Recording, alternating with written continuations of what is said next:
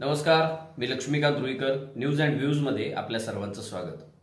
मंडळी, एखादी सभा असेल, एखादी रॅली असेल किंवा एखादा मोर्चा असेल तर 1000 लोक जरी गोळा करायचे म्हणलं ना तरी किमान 5 ते 10 लाख रुपये खर्च येतो. नाही म्हणजे मी स्वतःचा अनुभव नाही सांगतोय, पण गेल्या 20-25 वर्षापासून पत्रकारितेत कार्यरत असल्यामुळं अनेक सभा संमेलनं, अनेक मोर्चे, अगदी लाख भर लोकांच्या सभा देखील कव्हर केलेल्या आहेत मी. आणि त्यामुळं सभा असेल किंवा एखादं अधिवेशन असेल तर त्या पक्षाच्या प्रमुखांना लाखो कोट्यवधी रुपयांचा निधी पक्षाच्या प्रमुखांकडून येतो. प्रत्येक गावामधून, प्रत्येक तालुक्यातून, प्रत्येक शहरातून वाहनांची व्यवस्था केली जाते लोकांना आणण्यासाठी आणि नेण्यासाठी. अहो, एवढंच कशाला, सध्या जो शासन आपल्या दारी कार्यक्रम चालू आहे ना, त्या कार्यक्रमासाठी सुद्धा खेडोपाडीच्या लोकांना ने आण करण्यासाठी मोठ्या प्रमाणात एसटी महामंडळाच्या एसटी बुक केल्या जातात. त्यावर लाखो रुपये खर्च केला जातो. आता हे तुम्हाला सगळ्यांना मला माहिती आहे. तुम्ही असं म्हणाल, हे का सांगताय? ते सांगण्याचं एक प्रमुख कारण आहे की 2 दिवसापूर्वी, काल पहाटेच म्हणायला हवं तर, बीडमध्ये मराठा आरक्षणाच्या मुद्द्यावर आंदोलन करणारे मनोज जरांगे पाटील यांची सभा झाली. आता सभा काय, अगदी स्वर्गीय बाळासाहेब ठाकरेंपासून ते अटलजींपर्यंत अनेकांच्या सभा झालेल्या आहेत बीडमध्ये. मग त्यात वेगळं काय? या सभेचं सगळ्यात मोठं वेगळेपण होतं, सायंकाळी 6 वाजता सुरू होणारी सभा प्रत्यक्षात 2:30 सुरू झाली. अर्ध्या रात्रीपेक्षाही नंतर, उत्तर रात्र म्हणायला हरकत नाही किंवा पहाट म्हणायला हरकत नाही. 2:30 वाजता रात्री सुरू झालेली सभा जवळपास 4 वाजेपर्यंत चालली. आणि या सभेसाठी छत्रपती शिवाजी महाराजांच्या समोर हजारो लोक बसून होते. महिला बसून होत्या, तरुण मुलं बसून होते.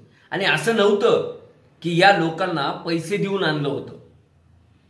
या लोकांच्या जीवन मरणाचा प्रश्न घेऊन एक मावळा लढतोय, ज्याचं नाव आहे मनोज जरांगे पाटील. आणि त्या मावळ्याला ऐकण्यासाठी आणि त्याच्या स्वागतासाठी म्हणून हजारो बीडकर हे रस्त्यावर बसले होते. थोडके नाही तर जवळपास 7 ते 8 तास. कल्पना करा, एकीकडं राजकीय पक्ष, आपण नेहमीच पाहतो की राजकीय पक्षांच्या सभा संमेलनाच्या वेळी मोठ्या प्रमाणात वाहनांची व्यवस्था करावी लागते. कार्यकर्त्यांना मोठमोठी जी वाहनं आहेत, एसी वाहनं अलीकडच्या काळात कार्यकर्त्यांना द्यावी लागतात. बरं, वाहन देऊन भागत नाही तर वाहनाचा खर्चासोबतच गाडीमध्ये बसणाऱ्या कार्यकर्त्यांच्या खाण्यापिण्याचा खर्च देखील करावा लागतो. म्हणजे एका गाडीला साधारणपणे 10 ते 15 हजार रुपये खर्च लागतो. एक सभा 10-20 हजार लोकांची एक सभा जर का घ्यायची असेल, मग ती शरद पवारांची असो, देवेंद्र फडणवीसांची असो, पंकजा मुंडेंची असो किंवा धनंजय मुंडेंची असो किंवा अजित पवारांची असो, कुणाची असो, राज्य पातळीवरचे नेते असोत की देश पातळीवरचे नेते, किमान 20 ते 50 लाख रुपये खर्च त्या राजकीय पक्षाचा किंवा त्या स्थानिकच्या पदाधिकाऱ्यांचा होतो. पण मनोज जरांगे पाटलांच्या स्वागतासाठी 1 रुपया खर्च देखील जरांगे पाटलांना लागला नाही. विशेष बाब म्हणजे मराठा समाजातील अगदी म्हणजे हातावर पोट असणाऱ्या व्यक्तीपासून ते गर्भश्रीमंतापर्यंत प्रत्येकाने आपापल्या परीनं होईल तशी मदत या संवाद दौऱ्यासाठी केली. मनोज जरांगे पाटलांनी बीडमध्ये जो संवाद साधला तो त्यांचा 49वा कार्यक्रम होता. म्हणजे त्याच्या अगोदर 48 ठिकाणी जरांगे पाटील लोकांशी बोललेले आहेत. आणि माझ्या पत्रकारितेमध्ये तरी मला गेल्या 20-25 वर्षात आठवत नाही की रात्री 10 नंतर कुठली सभा झाली आहे. भारताच्या, महाराष्ट्राच्या आणि बीड जिल्ह्याच्या इतिहासातली ही पहिली सभा असेल जी पहाटे 3 वाजता झाली आणि सभेला तुडुंब गर्दी होती. ही गर्दी पैसे देऊन आलेली नव्हती. हे मी वारंवार एवढ्यासाठी सांगायलोय की आजकाल म्हणजे लग्न कार्य जर का सोडले तर बाकीच्या कुठल्याही कार्यक्रमाला लोकांना फोन करावे लागतात, लोकांना आग्रहाचं निमंत्रण द्यावं लागतं, 4-4 वेळेस जाऊन सांगावं लागतं, त्यांच्या वाहनांची किंवा इतर सगळ्या खाण्यापिण्याची सगळ्या सोयी सुविधा कराव्या लागतात. त्यावेळेस लोक आपल्यावर म्हणजे त्या आयोजकावर उपकार केल्यासारखं येतात. त्यांना बसायला खुर्च्या द्याव्या लागतात, गाद्या टाकाव्या लागतात, वर मंडप टाकावा लागतो. पण बीडमध्ये छत्रपती शिवाजी महाराज चौकात जी जरांगे पाटलांची सभा झाली, ना गाद्या होत्या ना खुर्च्या होत्या, लोक रस्त्यावर बसले होते, महिला देखील रस्त्यावर बसल्या होत्या. सायंकाळी 6 वाजता सुरू होणारी सभा साधारणपणे लोकांना असं वाटलं की 8-8:30 वाजेपर्यंत होईल, म्हणून लोकांनी 8 वाजेपासून गर्दी करायला सुरुवात केली. 11 वाजून गेले. मनोज जरांगे पाटील 11 वाजता पाटोद्यामध्ये होते. त्यानंतर ते कुसळममध्ये आले आणि म्हणजे पाटोदा ते बीड 40 किलोमीटरचं अंतर असेल. हे अंतर 4 चाकी वाहनाने पार करायला खूप झालं 30 मिनिटं लागतील. 40 मिनिटं गृहीत धरा. जरांगे पाटलांना 3 तास लागले.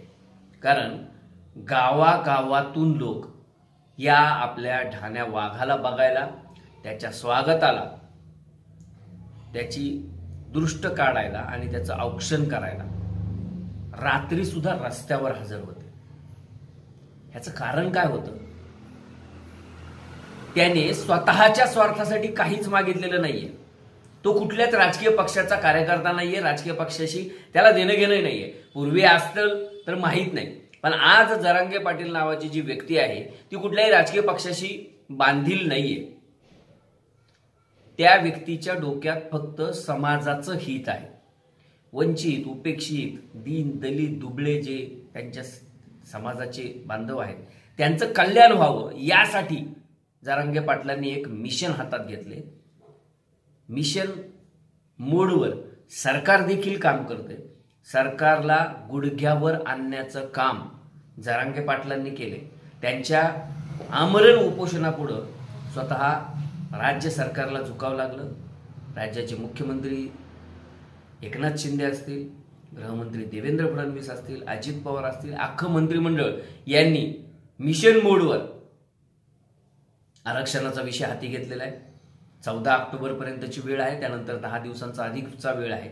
पण या सगळ्यामध्ये महत्वाची गोष्ट ही आहे की जरांगे पाटील यांनी जो संवाद दौरा काढलाय त्याला महाराष्ट्रात, मराठवाड्यात, कानाकोपऱ्यात उत्स्फूर्त प्रतिसाद मिळतोय. कुठलंही राजकीय पाठबळ नाही.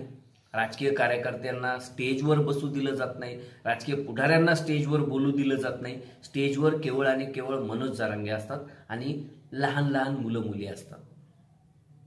हे जनतेचं प्रेम मिळायला सुद्धा नशीब लागतं. आणि ते का मिळतंय तर त्याच्या पाठीमागे जरांगे पाटलांची प्रामाणिक भावना आहे. आज तरी ती प्रामाणिक भावना आहे. त्यांनी स्पष्ट सांगितलेले की ते कुठल्याही राजकीय पक्षाशी जोडले जाणार नाहीये. त्यांना राजकीय पक्षाशी घेणं देणं नाही. राजकारण त्यांना करायचं नाही. त्यांच्या समाजाचा प्रश्न मिटला, त्यांचं आंदोलन थांबलं किंवा त्यांचा लोकांशी असलेला संपर्क थांबला असं त्यांनी स्वतः सांगितलंय. पण महत्वाचा विषय की पहाटे 3 वाजेपर्यंत जर का लोक एका माणसाच्या दर्शनासाठी म्हणा किंवा त्याला ऐकण्यासाठी म्हणा थांबत असतील ना, तर सरकारनं हे लक्षात घ्यावं की या समाजाचा प्रश्न किती गंभीर मानलाय. खरोखरच या समाजाला आरक्षणाची गरज आहे. आणि त्यामुळे आता तुमच्या समित्या होत्याल, त्यांचे दौरे होतील, बाकी सगळ्या गोष्टी होत्या. आरक्षण हे एकच मिशन, मराठा आरक्षण हे ब्रीदवाक्य घेऊन जरांगे पाटील ज्या पद्धतीनं दौऱ्यावर निघाले, त्यांच्या दौऱ्याचं फलित हे पॉझिटिव्ह व्हावं आणि मराठा समाजाच्या पदरामध्ये आरक्षणाचं दान मिळावं, आरक्षणाचं दान पडावं एवढीच अपेक्षा व्यक्त करतो. मनोज जरांगे पाटील यांच्यासारखा एक सर्वसामान्य घरातील व्यक्ती हा ज्या पद्धतीने या आरक्षणाच्या लढ्यासाठी लढतोय त्याला केवळ मराठा समाजानेच नाही तर सर्व स्तरातील समाजाने पाठिंबा द्यावा. कारण असे लढवय्ये जोपर्यंत जिवंत आहेत, जोपर्यंत मैदानावर आहेत, तोपर्यंत अनेक प्रश्न चुटकीसरशी सुटतात, यात शंका नाही. धन्यवाद.